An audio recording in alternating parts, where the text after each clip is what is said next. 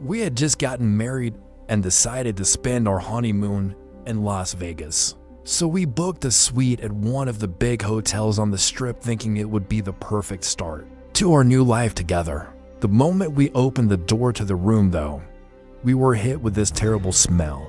The kind of smell that makes you wrinkle your nose instantly and wonder if something died in there. I picked up the phone and called the front desk, asking for the manager, and explained the situation as politely as I could. He apologized and told me every single suite in the hotel was already booked solid because of a convention in town, but he promised he would send a maid up to freshen the room and, as a way of apologizing, offered us a free lunch at any restaurant of our choice. We tried not to let it bother us too much, so we went out, had a nice meal, and decided maybe it would all be fixed when we got back.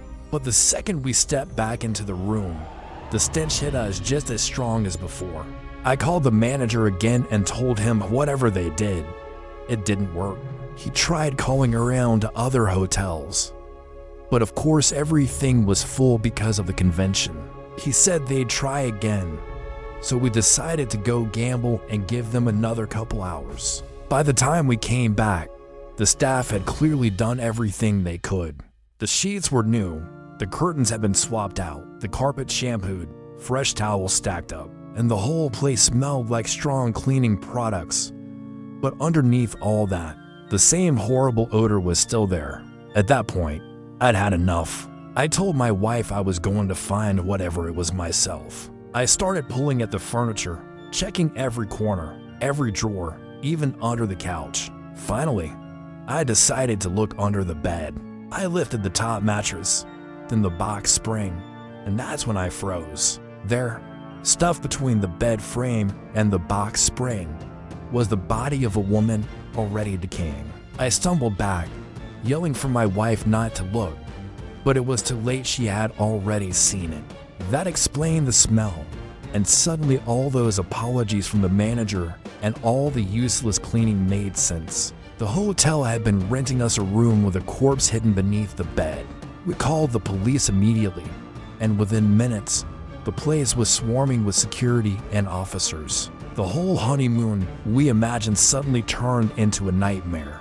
And I'll never forget the feeling of realizing that while we had been eating lunch, walking around, and gambling, there had been a dead woman lying right beneath us the entire time. Me and my wife had flown out to Hawaii for our honeymoon, and it was supposed to be this picture-perfect getaway. We were on Oahu, spending the day at the beach, when something happened that instantly changed the way we felt. My wife got up to use the restroom, and when she came back, she looked shaken. She told me there was a man standing outside, watching her walk in, and when she tried to come out, he stepped in front of her and blocked the doorway. The only reason she got away was because other people happened to be walking in, which forced him to move aside. By the time she pointed him out to me, he was already gone. We walked quickly back to our hotel, which luckily wasn't far, and reported the man to a police officer patrolling the beach. That should have been the end of it, just a creepy encounter we try to forget. But later that night, things got a whole lot worse. After dinner at a nice seafood place and some sightseeing, we returned to our room close to midnight. We were tired, winding down, when there was a sudden knock at the door. I looked through the peephole and saw a man in a maid's uniform standing there. I opened the door a little, figuring he had the wrong room, but instead of talking, he tried to push his way inside. I held him back and asked what he wanted.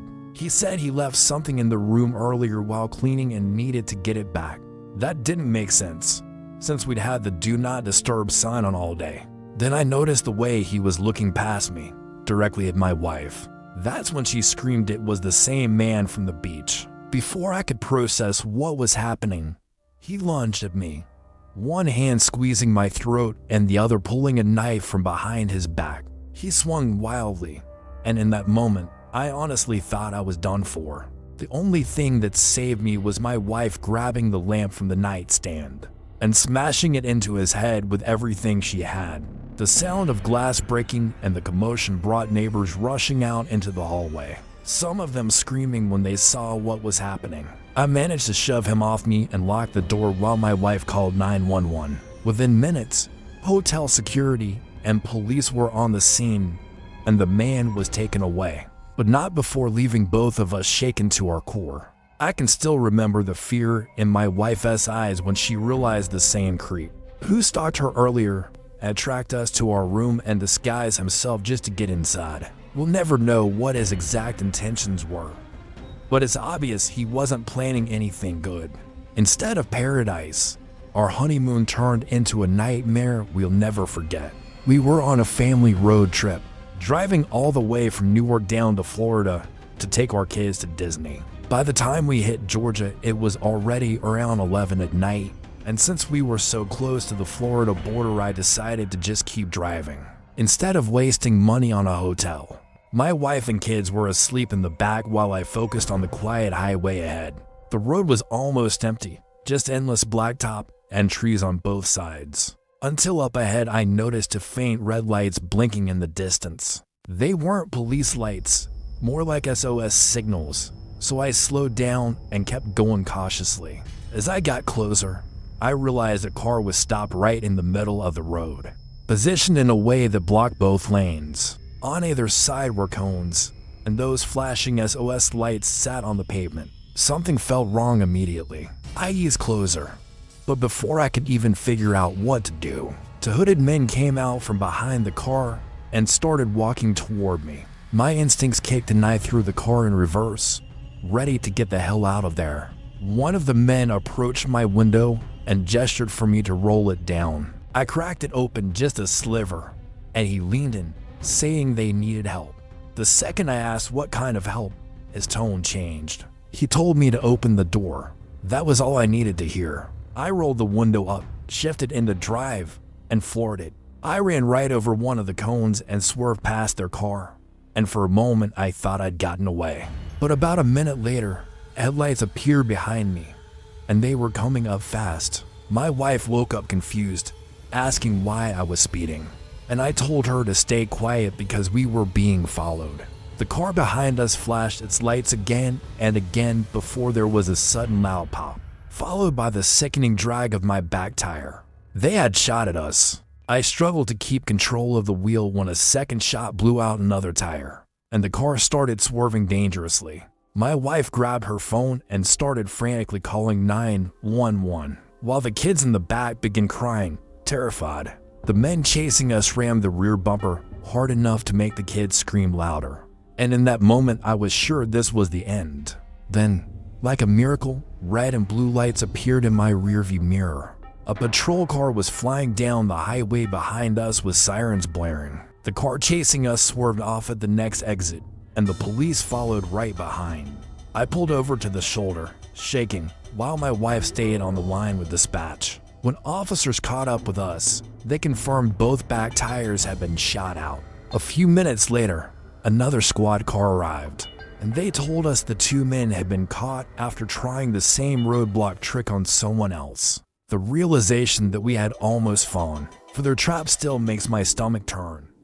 That night, I realized how close my family had come to never making it to Disney at all. When my sister was in her 20s, she went on vacation to St. Martin with her now husband, and one afternoon they decided to do a little sightseeing off the main roads. They had rented a small car and were driving down this isolated scenic route, the kind of road lined with nothing but fields and trees, no buildings or signs of life for miles. She said it was almost peaceful, like they had the whole island to themselves, until they came across something that instantly shattered the calm.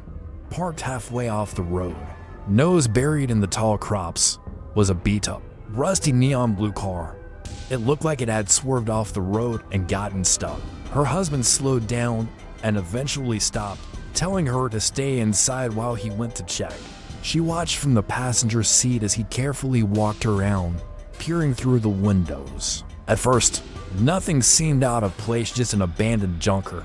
Then he crouched to look underneath, and she saw him suddenly jump back in shock. Alarmed, she got out of the car despite him shouting for her to stay put. She walked over, and when she bent down to look under the vehicle, her stomach dropped. There, lying on the dirt, was the bloody body of a man, and beside him, squeezed into the shadows under the car, were two other men, alive, clutching large knives in their hands. They had been hiding, waiting. For a moment, no one moved, like the whole scene froze in time, until the two men started crawling out from under the car. Her husband reacted instantly, shoving her back toward their rental and practically throwing her into the passenger seat. He dove behind the wheel and slammed on the gas just as the men stood upright, stepping toward them. My sister said her heart was pounding so hard she could barely breathe, and she kept twisting around in her seat, terrified they'd be chased. They drove until they finally reached a town. Pulling into the first gas station they saw to catch their breath, still shaken. They called the police, who took their report and promised to investigate. My sister doesn't like to talk about it much even now, years later. She says it's not just the image of the bloody body that haunts her, but the thought of what might have happened if her husband had been a little slower or if she had stayed standing outside while those men crawled out. It felt less like stumbling across an accident and more like they had nearly stepped straight into an ambush. To this day, whenever she's on a road trip, even on safe, familiar highways, she tenses up. If she sees a car pulled off on the shoulder, and she swears she'll never again stop to check on a stranded vehicle, that one horrifying afternoon in St. Martin changed her forever. I was 16 when my grandparents treated our whole family to a Royal Caribbean cruise. A 10-day trip to Florida and the Bahamas. There were a lot of us, my parents, siblings, cousins, aunts, uncles, and of course my grandparents, but I spent most of my time hanging out with my older brother, Rob, who was 20. One night we managed to sneak into the ship's nightclub using someone else's ID, and while I was inside I noticed an older man sitting against the wall. What made my skin crawl was the way his eyes followed me wherever I went. I moved around just to test it, and sure enough, his head turned each time. Unnerved, I left and happened to run into my sister and her boyfriend outside at the bar. I sat with them for a while, trying to shake it off. But when I looked up across the room, there he was again, the same man, sitting there, staring at me like before. I decided not to tell anyone, maybe because I didn't want to sound paranoid, and instead I went back toward our stateroom. I kept glancing over my shoulder the whole way, convinced I might be followed, but made it back without incident. A little later, Rob returned too, and we both went to sleep. The next day passed without anything strange, but that night, while out late with my siblings again, I noticed something disturbing when I came back alone. The door to our stateroom was cracked open, and the light inside was on. I knew we had shut it when we left, and there was no chance room service would be cleaning at 1 in the morning. My heart was racing, but I slowly pushed the door open. The room was empty. I checked the bathroom. Nothing. Everything looked untouched. So I convinced myself maybe Rob had come back earlier and just forgot to close it properly. I shrugged it off and got into bed. Hours later, I woke up to the sensation of something brushing against my cheek, half asleep. I assumed it was Rob messing with me, and I shoved the hand away. But then I looked across the room and saw Rob still asleep in his bed. My stomach dropped. I turned my head and saw the silhouette of a man standing over me. I screamed louder than I ever had in my life, waking Rob, who immediately flipped on the lamp. There, just inches from my bed, was the same man from the nightclub, the stalker who had been watching me. Rob launched himself at him, throwing punches, and I joined him, doing whatever I could until we had him pinned.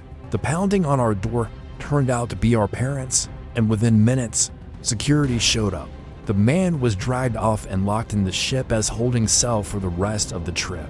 I never found out what happened to him afterward, but I know for sure that moment scarred me. Even years later, I can't step onto a cruise ship without feeling that same fear that someone could be watching, waiting, and bold enough to slip into my room in the middle of the night